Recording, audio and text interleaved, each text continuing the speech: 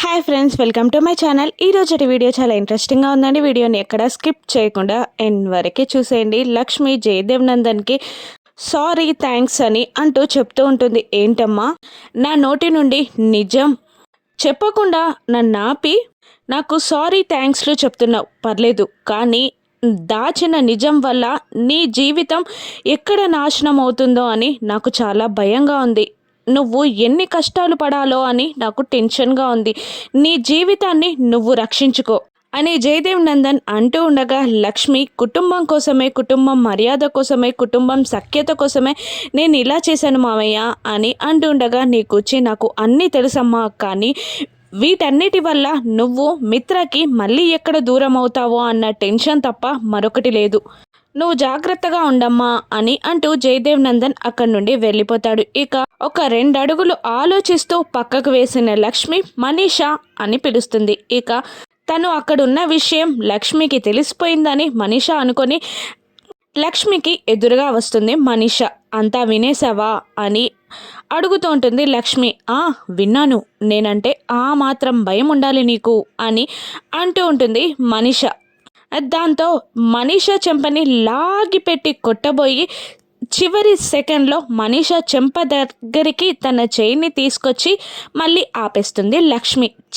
నిన్ను చెయ్యెత్తి కొట్టాలి అంటే, నిన్ను టచ్ చేయాలి అంటేనే కంపరంగా ఉంది, నిన్ను ముట్టుకోవాలి అంటే చాలా అసహ్యంగా ఉంది. నువ్వు మిత్ర గారికి స్నేహితురాల్లాగా, ప్రియురాల్లాగా ఫస్ట్ నుంచి ఉన్నావు, కానీ మిత్ర గారినే వెన్నుపోటు పొడవడానికి ట్రై చేస్తున్నావు. అసలు నీకు సిగ్గు లేదా? నువ్వు ఎన్ని తప్పులు చేసినా, ఎన్ని దారుణాలు చేసినా కూడా నిన్ను క్షమిస్తూనే వచ్చాను. నేను క్షమించినంతసేపు నువ్వు ఇంకా దిగజారుతూనే ఉన్నావు. నేను నీకు భయపడట్లేదు, నా కుటుంబ గౌరవాన్ని కాపాడుకోవడానికి బాధ్యతగా ఉన్నానంతే. నువ్వు ఇంకా దిగజారిపోయి నా కుటుంబ సభ్యులకి ఏదైనా హాని చేయాలని ట్రై చేస్తే మాత్రం నీ అంతు చూసే వరకు నేను వదిలిపెట్టను. ఇది నా ఫైనల్ వార్నింగ్, గుర్తుంచుకో, ఇదే నా లాస్ట్ వార్నింగ్ అని అంటూ లక్ష్మి కోపంగా అక్కడి నుండి వెళ్ళిపోతుంది. మనీష లక్ష్మి మాటలని గుర్తు తెచ్చుకొని కోపంతో రగిలిపోతూ ఉంటుంది. ఇక తెల్లవారగానే లక్ష్మి లక్కీకి నీట్గా దుస్సి జడలు వేస్తూ ఉంటుంది. అప్పుడే జున్ను టై, బెల్ట్, ఐడెంటిటీ కార్డు కోసం లక్ష్మి దగ్గరికి వస్తాడు. అమ్మ, నా ఐడెంటిటీ కార్డ్ అని అనగానే పక్కనే నుండి ఐడెంటిటీ కార్డ్ తీసి జున్నుకి విసిరేస్తుంది లక్ష్మి. మా అమ్మ, బెల్ట్ కూడా పెట్టాలి, టై కూడా పెట్టాలి, నాకు దువ్వాలి, ఇంతసేపు లక్కీనే రెడీ చేస్తే నన్నెవరు రెడీ చేస్తారు అని జున్ను అక్కసుగా లక్ష్మిని అడుగుతూ ఉండగా, ఏంట్రా నువ్వు, లక్కీ చూడు తనంతట తానే ఎలా రెడీ అయిపోయిందో, నీకు రోజు రోజుకి బద్ధకం పెరిగిపోతుంది, నీచు నువ్వు రెడీ కాలేవా అని లక్ష్మి జున్నుని తిడుతూ ఉండగా, నువ్వు నా పనులు చేస్తే చేయి, లేదంటే చెప్పు చెయ్యను అని, కానీ నన్ను తిట్టకు, నేను మా డాడీ చేత రెడీ చేయించుకుంటాను అని లక్ష్మిపై అరిచి టై, బెల్ట్, ఐడి కార్డ్ని మరొక చేత్తో కోంబుని తీసుకొని మిత్రకి ఎదురుగా వస్తుంటాడు. మిత్ర అప్పుడే స్టెప్స్ దిగుతూ వస్తూ ఉంటాడు. జున్ను నానా నానా అని అరుస్తుంటాడు. ఏంట్రా అని మిత్ర అడుగుతుండగా, చాలా పెద్ద ప్రాబ్లం వచ్చేసింది అని అంటుంటాడు జున్ను. ఏంట్రా అంత పెద్ద ప్రాబ్లం అని అడుగుతుంటాడు మిత్ర. ఇక జున్ను ఇక నుండి అమ్మ నా పనులు చెయ్యదంట, లక్కీ పనులు మాత్రమే చేస్తుందంట, తను లక్కీ ఒక పార్టీ అంట, నేను గొప్పగా నువ్వు నా పనులు చేస్తావని చెప్పి వచ్చేసాను అని అంటుండగా లక్ష్మి వైపు అదో రకంగా చూస్తాడు మిత్ర. డాడీ, నాకు నువ్వు బెల్ట్ పెట్టి, టై పెట్టి, ఐడి కార్డ్ వేసి నీట్గా దువ్వాలి అని అంటుండగా, సరే ఇవ్వు అని అంటూ బెల్ట్ పెట్టేశాను అని గట్టిగా అరుస్తుంటాడు. ఆ తర్వాత టై పెట్టి, టై పెట్టేశాను అని అంటూ నీట్గా కోమ్ కూడా చేసేసాను అని లక్ష్మికి వినపడేలా అరుస్తుంటాడు మిత్ర. నేను అమ్మని కలిసి వస్తాను డాడీ అని అంటూ జున్ను లక్ష్మి దగ్గరికి వెళ్ళి, చూసావా మా డాడీ నన్ను చిటికలో రెడీ చేశాడు, నువ్వే ఇంకా లక్కీకి దువ్వుతూనే ఉన్నావు అని ఎగతాళిగా మాట్లాడుతూ ఉంటాడు. ఇక మిత్ర హాల్లోకి వెళ్ళి కూర్చుంటాడు. ఇక అప్పుడే జాను టీ కప్తో మిత్ర దగ్గరికి వచ్చి, బావగారు టీ అని అంటూ ఉండగా, జానుని పైనుండి కింది దాకా చూసి వివేక్కి కాఫీ ఇచ్చావా అని అడుగుతుంటాడు మిత్ర. ఇచ్చానండి అని అంటూ ఉంటుంది జాను. మీ అత్తయ్య గారికి ఇచ్చావా అని అడుగుతుండగా ఇచ్చాను బావా అని అంటూ ఉంటుంది జాను.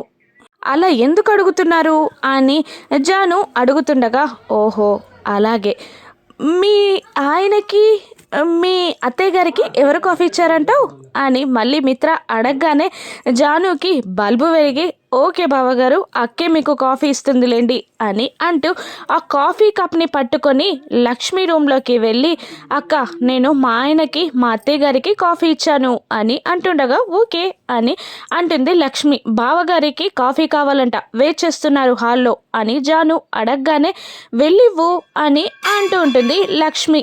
లేదంట ఎవరి ఫ్యామిలీని వాళ్ళే చూసుకోవాలంట, నువ్వే బావకి కాఫీ ఇవ్వాలంట, నేను లక్కీని రెడీ చేస్తానులే కానీ నువ్వు వెళ్ళి బావకి కాఫీ ఇవ్వు అని అంటూ లక్ష్మి చేతిలో కాఫీ కప్ పెడుతుంది జాను. మరోవైపు లక్ష్మి కోసం హాల్లో వెయిట్ చేస్తూ మిత్ర అటు ఇటు చూస్తూ లక్ష్మి రావడం గమనించి పేపర్ చదువుతున్నట్టు యాక్టింగ్ చేస్తూ ఉంటాడు. ఇక లక్ష్మి కిందికి దిగి వచ్చి మిత్రకి కాఫీ అండి అని అంటూ ఉంటుంది లక్ష్మి. నువ్వు తెచ్చావా? జాను ఇచ్చినా సరిపోయేది కదా, జాను ఇచ్చినా నువ్విచ్చినా నాకు ఓకే అని మిత్ర అంటుండగా లక్ష్మి చిరునవ్వు నవ్వుతూ ఉంటుంది. ఆ చిరునవ్వుని అర్థం చేసుకున్న మిత్ర నువ్వు బిజీగా ఉంటావు కదా అందుకే అలా అన్నాను అని అంటూ కాఫీ తాగావా అని అడుగుతూ ఉంటాడు మిత్ర ప్రేమగా. లేదింకా అని అంటుండగా కలిసి తాగుదామా అని అంటూ ఉంటాడు మిత్ర. అని లక్ష్మి అనగానే టీ కలిసి తాగుదాం అని మిత్ర అంటూ ఉండగా లక్ష్మి నవ్వుతూ అలాగే నిలబడిపోతుంది. ఇక కాఫీ కప్లోని సగం కాఫీని సాసర్లో పోసుకొని మిగతా కప్ని లక్ష్మికి ఇస్తాడు మిత్ర. ఇక ఇద్దరు ఒకరి కళ్ళలోకి ఒకరు చూసుకుంటూ కాఫీని ఎంజాయ్ చేస్తూ ఉంటారు. ఇక పైనుండి పిల్లలు దిగి వచ్చి వాళ్ళని చూస్తూ అక్కడే సోఫా దగ్గర నిలబడిపోతారు. పైనుండి జాను వివేక్లు కూడా వచ్చి లక్ష్మి మిత్రాలని చూస్తూ అలాగే ఉండిపోతారు. ఎంతకీ వాళ్ళు చూపులు తిప్పుకోకపోవడంతో వివేక్ అన్నయ్య సాసర్లో కాఫీ అయిపోయింది అని అనగానే ఈ లోకంలోకి వస్తారు లక్ష్మీ మిత్ర. ఇక ఏ అని అనుకుంటూ పిల్లలిద్దరూ లక్ష్మీ మిత్రాలని చుట్టేగా ఆ నలుగురిని చూస్తూ జాను వివేక్లు హ్యాపీ ఫ్యామిలీ అని అనుకుంటుంటారు. మరోవైపు దీక్షితుల గారికి ఏదో దివ్య దృష్టిలో కనబడి తన శిష్యునితో జయదేవ్ నందన్కి కాల్ చేసి రమ్మంటుండగా హడావిడిగా వెళ్తున్న జయదేవ్ నందన్ని లక్ష్మి ఎటు అని అడుగుతుండగా వచ్చాక చెప్తానమ్మా అని అంటూ ఉంటాడు జయదేవ్ నందన్. ఇక అప్పుడే ఒక లేడీ కిందికి దిగి వచ్చి అక్కడున్న మిత్ర లక్ష్మి లక్కీ జున్ను జాను వివేక్లని కోపంగా చూసుకుంటూ తన రూమ్లోకి వెళ్ళిపోతుంది. తను ఎవరో కాదు మనీష. ఈ ఫ్యామిలీలో అందరూ హ్యాపీగా ఉన్నారు, నేను తప్ప నేనేం చేయాలి అని అనుకుంటుండగా మనీష అంతరాత్మ బయటికి వచ్చి నువ్వు ఎప్పుడు మనీష లక్ష్మి ముందు ఓడిపోతూనే వస్తున్నావు అని అంటూ ఉండగా లేదు నేను ఓడిపోలేదు అని మనీష అంటూ ఉంటుంది తన అంతరాత్మతో. నువ్వు ఓడిపోతుంటే నీపైన తను జైత్ర యాత్ర చేస్తుంది. అలా కాకుండా మహాభారతం కురుక్షేత్రం ఎలా జరిగాయో తెలుసుకొని ప్రవర్తించు. కురుక్షేత్రం ఎందుకు జరిగింది? శకుని మామ కౌరవులు పాండవులని విడదీసినందుకు. మహాభారతం రావణుడు సీతని ఎత్తుకెళ్ళినందుకు కాదు, విభీషణుడు అన్నద్రోహం చేసినందుకు. కాబట్టి నువ్వు కూడా అన్నదమ్ములని విభజించి పాలించు అని అనగానే అదే ప్లాన్ని అమలు చేయాలి అనుకుంటుంటుంది మనీష. మరోవైపు మిత్ర వివేక్ సోఫాలో కూర్చోగా మిత్రకి పేపర్ చదువుతుండగా వివేక్కి ఏదో ఫోన్ కాల్ వస్తుంది. ఇక అలాగే ఇంటికి రండి మీటింగ్ ఏర్పాటు చేస్తాను అని అంటుండగా ఏంటి అని అడుగుతుంటాడు మిత్ర. ఒక డెలిగేట్స్ వస్తున్నారన్నయ్య, ఇంటి దగ్గరే మీటింగ్ ఏర్పాటు చేశాను అని వివేక్ అంటూ ఉండగా ఈరోజు ఆఫీస్ బంద్ కదా అని అంటూ ఉంటాడు మిత్ర. లేదన్నయ్య అందుకే ఇక్కడ ఏర్పాటు చేశాను అని అంటూ ఉంటాడు వివేక్. అప్పుడే అక్కడికి లక్ష్మి రాగానే మిత్ర విషయం చెప్పబోతూ ఉండగా నాకు తెలుసండి అంతా వినేశాను, మంచి పని చేసావు వివేక్, వాళ్ళకి ఇండియన్ ఫుడ్ టేస్ట్ చూపించాలి అని లక్ష్మి అంటూ ఉంటుంది. పైనుండి మనీష అన్నీ చూస్తూనే ఉంటుంది. ఇక మనీష వేయబోయే ప్లాన్ ఏంటి?